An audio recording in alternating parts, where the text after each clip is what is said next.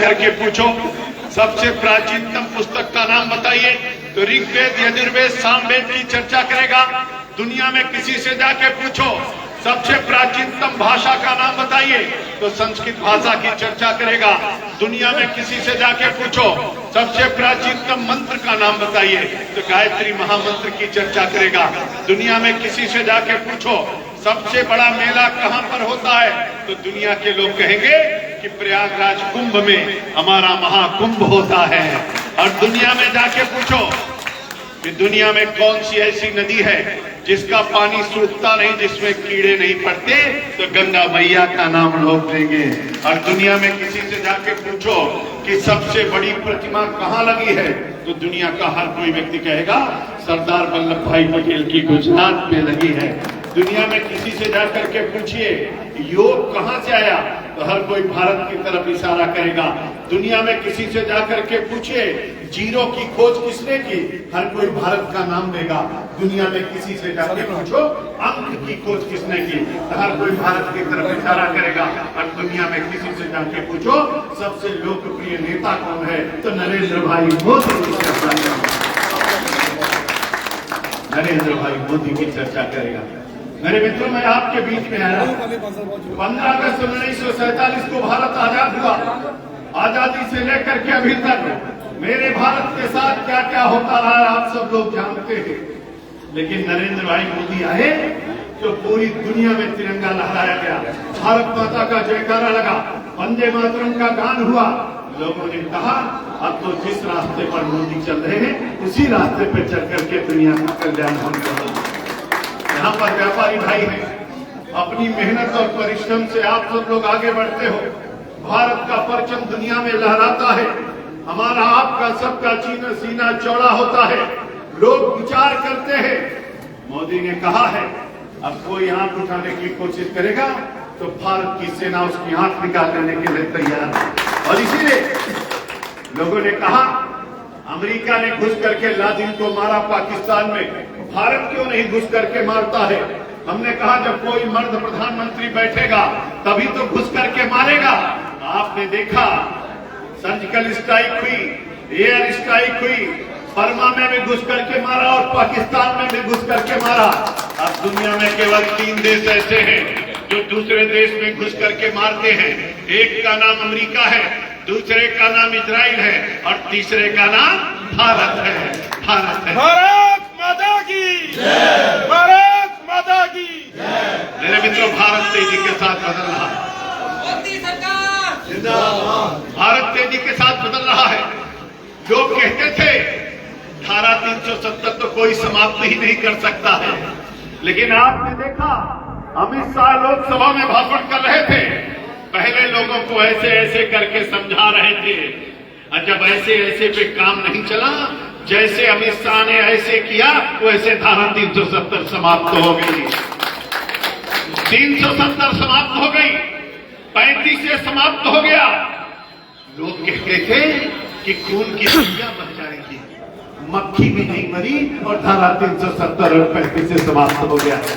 ये है मोदी और ये है अमित भाई शाह। लोगों ने कहा राम मंदिर कोई नहीं बना सकता है। आपने देखा राम मंदिर बन रहा है, रोज चित्र आ रहा है। 2024 में राम मंदिर बन करके तैयार हो जाएगा। नकोदर के लोगों को भी मैं आमंत्रित करता हूं, आइए अयोध्या में और भगवान श्री राम का जय श्री राम, जय श्री राम, जय जय श्री राम, जय श्री राम। भगवान श्री राम का भव्य मंदिर बन रहा है। बाबा विश्वनाथ का कॉरिडोर बन गया। अरे आजादी के इतने साल हो गए, बहुत लोग कहते थे करतारपुर साहब का गुरुद्वारा, करतारपुर साहब का गलियारा किसने बनाया? नरेंद्र भाई मोदी और भारतीय जनता पार्टी ने बनाया। लोग कहते थे, दुनिया के लोग देख रहे थे, कोरोना आ गया, लोगों ने कहा अमेरिका बच जाएगा, इंग्लैंड बच जाएगा, जापान बच जाएगा, जर्मनी बच जाएगा, क्योंकि हेल्थ स्ट्रक्चर उनके पास बहुत अच्छा है, लेकिन भारत नहीं बचेगा। लेकिन लोगों को नहीं पता था मोदी है तो मुमकिन है। अरे मेरे भारत के पास मोदी है और इसलिए भारत सबसे पहले बचने का काम किसी ने किया तो भारत ने किया। मोदी ने क्या कहा? मोदी ने कहा, हे मेरे भारत के माता और पिता, आपका बेटा प्रधानमंत्री के कुर्सी पर बैठा है, इसलिए चिंता मत करना। मोदी ने जांच भी फ्री किया, इलाज भी फ्री किया, दवाई भी फ्री किया और लोगों को भूखा न सोए इसलिए राशन भी फ्री में देने का काम नरेंद्र भाई मोदी ने किया। 80 करोड़ लोगों को फ्री में राशन दिया।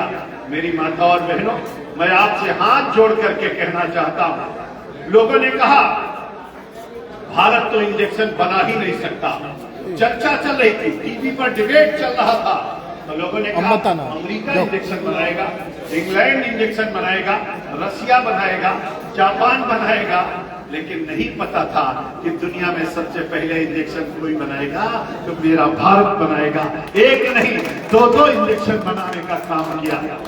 आज जाकर देखिए, गूगल बाबा से पूछे, ए गूगल बाबा, सबसे पहले दुनिया में कोरोना का इंजेक्शन किसने बनाया? तो गूगल बाबा कहेंगे भारत ने, नरेंद्र भाई मोदी ने, भारत के वैज्ञानिकों ने बनाया। फिर पूछो, हे गूगल बाबा, आज की तारीख में चाइना का क्या हाल है? अभी भी कोरोना से लोग मर रहे हैं, लेकिन मेरा भारत पूरी तरीके से सुरक्षित है। हम नकोदर में बैठ करके जनसभा कर रहे हैं और कोई मास्क नहीं लगाए हैं, क्योंकि हमने एक नहीं, दो नहीं, दो इंजेक्शन के बाद बूस्टर डोज भी लेकर के यहाँ पर बैठे हैं। कितने लोगों को इंजेक्शन लगा? जरा हाथ उठाइए। कितने लोगों ने इंजेक्शन लिया है? सभी ने लिया है। हाथ जरा नीचे करिए। इसमें से कितने लोगों ने इंजेक्शन लेने का पैसा दिया है? जरा हाथ उठाइए। कोई नहीं दिया है। एक भी इंजेक्शन का पैसा नहीं लगा, एक भी दवाई का पैसा नहीं लगा, एक भी जांच का पैसा नहीं लगा। अरे जरा गूगल पे जाके देखो, एक इंजेक्शन की कीमत कितनी थी, एक जांच की कीमत कितनी थी, आपको पता चल जाएगा। हे मेरी माता और बहनों, हे मेरे बुजुर्गों, हे मेरे व्यापारी भाइयों, अगर जान है तो जहान है। अगर मेरी जान आज बची है तो नरेंद्र भाई मोदी और हमारी भारत सरकार के कारण से बची है। अगर मोदी ने मेरे लिए सब कुछ किया है तो मैं आपसे कहना चाहता हूं, जिसने मुझको बचाया है उसके लिए कम से कम एक वोट तो हमको आपको करना ही चाहिए। एक वोट करके धन्यवाद तो देना ही चाहिए। इसलिए नकोदर के अपने वीर सपूतों, हमारे युवा साथी खड़े हैं, मेरे वतन के हमराही जागीर हमारी धरती है, लाखों सपूत जिस दामन में फिर भी आहे क्यों भरती है, मर मिटने की परवाह नहीं, घायल परवाना जलता है और जिस ओर जवानी चलती है उस ओर जवाना चलता है। मैं अपने नौजवानों से कहना चाहता हूं, जरा विचार करके देखना, आपको पता चल जाएगा, आपको पता चलेगा। मोदी ने कहा मेड इन इंडिया, मोदी ने कहा मेड इन इंग्लैंड नहीं, मेड इन जापान नहीं, मेड इन अमेरिका नहीं, अब मेड इन इंडिया होगा। फिर मोदी ने क्या कहा? Make in India. जब मेड इन इंडिया होगा तो मेक इन इंडिया होगा। फिर आगे मोदी ने कहा डिजिटल इंडिया। फिर मोदी ने क्या कहा? मोदी ने कहा जब मेड इन इंडिया होगा, मेक इन इंडिया होगा, डिजिटल इंडिया होगा और उसके बाद तब न्यू इंडिया का सपना साकार होगा और भारत पूरी दुनिया में अपना परचम लहराएगा। मेरे भाई और बहनों, लोग सोचते थे भारत तो सोने का चिड़िया था, भारत तो विश्व गुरु के पद पर आसीन था। मेरा भारत फिर से सोने का चिड़िया बन रहा है, अब विश्व गुरु की ओर आगे बढ़ रहा है। दुनिया में कोई ताकत रोक नहीं सकती है और इसको करने का कोई काम कर रहा है तो नरेंद्र भाई मोदी कर रहे हैं। मैं आपसे कहना चाहता हूं, अपने नौजवानों से कहना चाहता हूं, आप गूगल पे जाओ और गूगल से पूछो, जिसको विधायक बनाया, जिसको सांसद बनाया, उसकी सबकी निधि बन गई, लेकिन किसानों के लिए कभी कोई निधि नहीं बनी। पहली बार किसान सम्मान निधि किसी ने दिया तो नरेंद्र भाई मोदी ने दिया, हमारे भारत सरकार ने दिया। मेरे भाई और बहनों, आप सब लोग जानते हो, जरा गूगल पे जाकर के पूछो, भारत और पाकिस्तान के बॉर्डर पर, भारत और चाइना के बॉर्डर पर, भारत और नेपाल के बॉर्डर पर, भारत और बांग्लादेश के बॉर्डर पर, भारत और बर्मा के बॉर्डर, पूरा आप देखते चले जाओ और आप पूछो, वहां के चारों तरफ आज तक आजादी के इतने साल हो गए लेकिन सड़क नहीं बन पाई। भारत सरकार कोई सड़क नहीं बना पाई। सरकार किसकी थी? वोट मांगने आते हैं, हमसे वोट मांगते। क्यों वोट मांगते हो? बॉर्डर पर सड़क नहीं बना पाए, लेकिन मोदी जी अभी भारत माला बना रहे। आप लोगों ने टीवी पे सुना होगा, आप लोग गूगल पे देखे होंगे, अब भारत के चारों तरफ 4 लाइन और 6 लाइन की सड़क बन रही है। मोदी ने कहा है भारत माला बनाएंगे। आगे मोदी ने क्या कहा, आप समुद्र में सागर माला बना रहे हैं, समुद्र में थोड़ी थोड़ी दूर पे बंदरगाह बना रहे हैं। मोदी ने कहा है अब कोई समुद्र के रास्ते से आतंकी आने का कोशिश करेगा, उसी में उसकी कब्र बना दी जाएगी, आगे नहीं बढ़ पाएगा। भारत माता की जय। इसलिए नकोदर के वीर सपूतों मैं आपसे कहना चाहता हूं, जो आपके लिए भारत माला बना रहा है, जो आपके लिए सागर माला बना रहा है, उसके लिए विजय माला तो हमको आपको भी बनानी चाहिए। विजय माला तो हमको आपको भी बनानी चाहिए। और इसलिए अगर मोदी हमारे लिए सब कुछ करते हैं, अगर मोदी आज नकोदर में बैठ के आप सुरक्षित हो, अगर भारत पर कोई आंख उठाने की कोशिश नहीं कर पा रहा है, अगर मोदी सब कुछ कर रहे हैं, तो उस मोदी के लिए कम से कम उनको भी तो आशीर्वाद दीजिए, उनको भी तो शुभकामना दीजिए, और उनके लिए भी तो कमल वाले खाने की बटन को दबा के बताइए मोदी तुम आगे बढ़ो, हम तुम्हारे साथ हैं। और इसलिए अगर मोदी ने सब कुछ किया है, एक बार मोदी के लिए जोरदार तालियां तो बजा दीजिए, अभिनंदन तो कर दीजिए। मैं यहाँ पर खड़ा हूँ, नकोदर में खड़ा हूँ, आपकी मार्केट में खड़ा हूँ। एक भी शब्द अगर मेरे मुंह से झूठ निकले, गलत निकले, तो हमको जाने मत देना यहाँ से। अगर मैं सच बोल करके जाऊं तो मैं आपसे कहता हूं, अगर आपकी माँ को मैं कुछ कह दूं, यहाँ पर हमारे नौजवान खड़े हैं, अगर आपके माँ को मैं गाली दे दूं तो आप कहोगे महेंद्र सिंह जी खामोश, मेरी माँ को कुछ मत कहना, नहीं तो ठीक नहीं होगा। तब मैं पूछता हूं, हे नकोदर के वीर सपूतों, आपकी माँ को हमने कुछ कह दिया, आप गुस्से हो गए, क्यों? क्योंकि माँ ने मुझको अपनी गोद में खिलाया है, माँ ने मुझको स्तनपान कराया है, माँ ने मुझको पाल पोस करके बड़ा किया है। लेकिन मैं आपसे पूछना चाहता हूँ, आपकी माँ की उदर की पूर्ति किसने किया है? आपकी माता की भी माता कौन है? मेरे नकोदर के वीर सपूतों, अथर्ववेद में एक लाइन है जिसमें कहा गया है, माता भूमि पुत्रो हम पृथिव्याम, भूमि मेरी माँ है, मैं इस पृथ्वी का पुत्र हूँ। माता की भी कोई माता है तो धरती माता है। और इसलिए मैं कहना चाहता हूँ, आपकी माँ की तरफ कोई आंख उठाने की कोशिश करे, उसकी आंख निकाल लेने के लिए तैयार रहना, लेकिन धरती माता की तरफ कोई आंख उठाने की कोशिश करे, उसकी भी आंख निकाल लेने के लिए हमको आपको तैयार रहना चाहिए। और इसलिए मैं कहता हूँ, जीऊंगा तो भारत माता के लिए और मरूंगा तो भारत माता के लिए, ऐसा संकल्प जय। इसलिए मेरे व्यापारी भाइयों, देह की शक्ति को तौलना चाहिए, देश की भक्ति को बोलना चाहिए, और माँ की अस्मिता को कोई अगर छुए, रक्त हो तो उसे खौलना चाहिए, रक्त हो तो उसे खौलना चाहिए। मैं भी आया हूँ, अपना घर परिवार छोड़ करके आया हूँ, पिछले 20 दिन से आपके बीच में हूँ। मुझको यहाँ चुनाव नहीं लड़ना है, मुझको सांसद नहीं बनना, मुझको विधायक नहीं बनना है, लेकिन भारत माता के लिए जीऊंगा तो भारत माता के लिए और मरूंगा तो भारत माता के लिए, ये संकल्प है। आप सब बैठे हो, मंदिर में जाते हो, पूजा करते हो, भोलेनाथ को जल चढ़ाते हो, दुर्गा मैया से सब कुछ चाहते हो, चिंतपूर्णी जाते हो, ज्वालामुखी जाते हो, कांगड़ा देवी जाते हो, चामुंडा देवी जाते हो। आप अपने माँ के दर्शन करने के लिए वैष्णो देवी जाते हो, माँ से क्या मांगते हो? हे माँ, मेरा परिवार अच्छा रहे, हे माँ, मेरी बेटी बेटी सब अच्छे रहे। लेकिन आपका बेटा बेटी और आपका परिवार, जब देश अच्छा रहेगा तभी तो सब लोग अच्छे रहेंगे। अगर देश ही नहीं अच्छा रहेगा तो सब लोग अच्छे कैसे रहेंगे?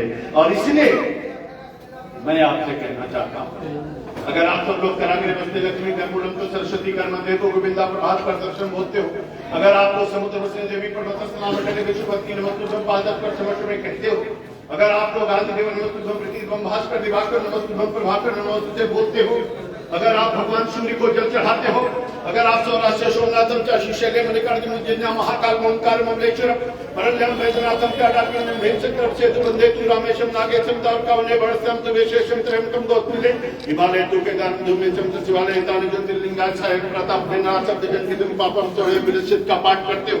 अगर आप तुलसी के बिरुवा पर दीपक जलाते हो, अगर आप पीपल के वृक्ष को रक्षा सूत्र बांधते हो, अगर आप वाहेगुरु जी का खालसा वाहेगुरु जी की फतेह कहते हो, अगर आप जय श्री राम का नारा लगाते हो, तो सौगंध है आपको भारत एवं भारतीयता की, संस्कृति एवं संस्कार की, धर्म और विचार की, कि जिएंगे तो भारत माता के लिए और मरेंगे तो भारत माता के लिए। भारत माता की।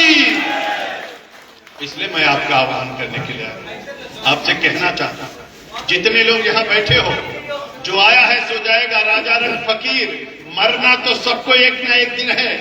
लेकिन भगवान तुलसी ने रामचरितमानस में कहा है कि कर्म प्रधान विश्व करी राखा, जो जस करे तो तछ फल चाखा। लेकिन तुलसी ने एक और चौपाई कही है कि वही सो जो राम रचि राखा, गो कर तर्क बढ़ाओ शाखा। तुलसी को लगा कुछ छूट रहा है, तो एक तीसरी चौपाई कही, उन्होंने कहा करहि करावो धनंजय सोई, उमा राम गति लखा न कोई। इसलिए मैं आपसे कहता हूँ, अभिवादन शील नित्यम वृद्धो अपि विनः चत्वारि तस्य वर्धन्ते आयुर्विद्या यशो बलम्। इसलिए मैं आपसे निवेदन करना चाहता हूँ कि जाना तो सबको एक न एक दिन है, लेकिन हम माँ को क्या देके जाने वाले हैं, भारत माता के लिए क्या करके जाने वाले हैं, आने वाली पीढ़ी को हम कैसा भारत दे करके जाने वाले हैं, इस पर विचार करना चाहिए। और इसलिए लोगों ने बहुत नुकसान किया। अभी यहाँ सरकार बनी और उन्होंने कहा 18 साल की जो बच्ची हो जाएगी, जो बहन हो जाएगी, उसके खाते में पैसा जाएगा। कहा था कि नहीं कहा था? हमारी बहनें बेटी किसी के खाते में पैसा आया? आगे उन्होंने क्या कहा था? इंटर जैसे पास करेंगे स्कूटी दे देंगे, दे दिया। आगे क्या कहा था? किसानों का कर्जा माफ कर देंगे। आगे क्या कहा था? अब मैं क्या क्या बताऊं कि क्या क्या कहा था। इसीलिए मैं कहता हूं कि यहाँ की सरकार मस्त है और जनता त्रस्त है। जनता त्रस्त है और सरकार मस्त है, और जनता रो रही है और सरकार सो रही है, आनंद की अनुभूति कर रही है। इसलिए जो कुंभकर्ण की नींद में गए हैं और अभी वोट मांगते हैं, लोग आते हैं, कहता भैया वोट दे दो। क्यों? मेरी माँ का जिन्होंने बंटवारा कर दिया, जिन्होंने पूरे भारत को लूट लिया, ऐसे लोग वोट मांगने के लिए आते हैं। मैं आपसे कहूंगा, भारत के विकास के लिए, पंजाब के लिए, नरेंद्र भाई मोदी के लिए, कमल के फूल के लिए, अभी अक्षय तृतीया कितने दिन हुआ बीते हुए? अक्षय तृतीया कब थी? अक्षय तृतीया कब थी? कल थी। और अक्षय तृतीया को क्या है? अक्षय तृतीया किसके लिए है? लक्ष्मी जी की पूजा होती है। और मैं माताओं से पूछूंगा, लक्ष्मी जी किस पर रहती हैं?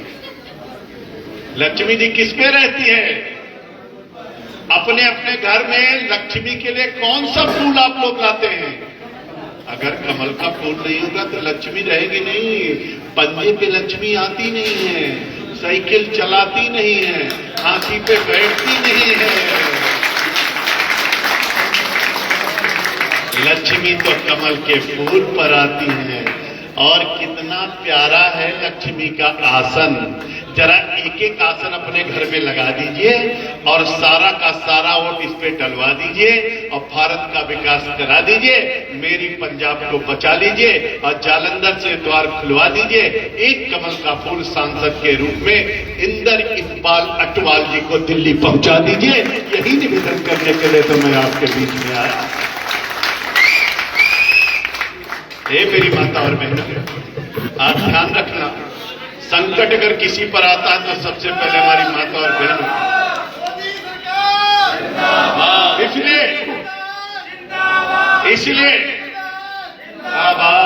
इसलिए मैं तो बहुत दूर से आया हूं। हाथ जोड़ के प्रार्थना है, जैसे आप लोग अपने घर के लिए, परिवार के लिए, बेटे के लिए, बेटी के लिए, माता के लिए, पिता के लिए काम करते हैं, वैसे केवल मात्र अब कितना दिन चुनाव बचा है? आज तारीख कितनी हो गई? 23। अगर जोड़ोगे तो 17 दिन बाद हमारा वोटिंग है। और अगर सब कुछ आप करते हो तो ये 15-17 दिन भाजपा के लिए, नकोदर के लिए, पंजाब के लिए, नरेंद्र भाई मोदी के लिए, कमल के फूल के लिए, इंदर इकबाल अटवाल के लिए एक बार आप लोग दे दीजिए। इतनी बहनें अगर नकोदर में निकल जाएं तो एक एक वोट कमल के फूल पे पड़ जाएगा। और इतने भाई अगर घूम जाएंगे तो एक भी वोट दूसरी जगह नहीं जाएगा। और मैं आपसे एक बात कहता हूँ, भगवान श्री राम का मंदिर बन रहा है। हनुमान जी वहां से देख रहे हैं कि कौन कौन मंदिर बनने से खुश है और कौन नहीं खुश है।